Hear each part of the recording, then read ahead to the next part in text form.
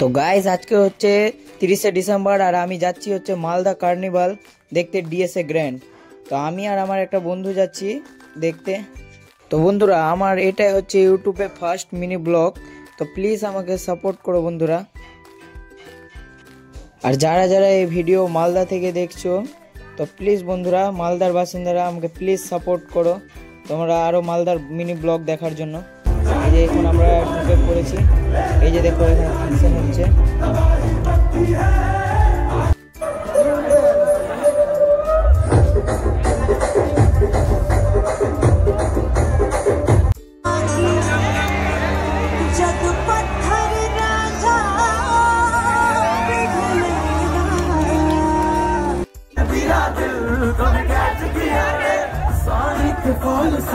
कभी मैच किया रे कभी छोड़ दिया दिल। हाय यार बहनो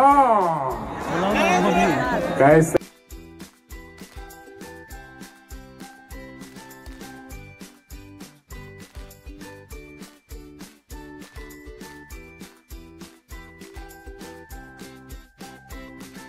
তো আজকের ভিডিও এইটুকুতেই শেষ। আরো মিনি ব্লগ দেখার জন্য আমাকে সাবস্ক্রাইব করো।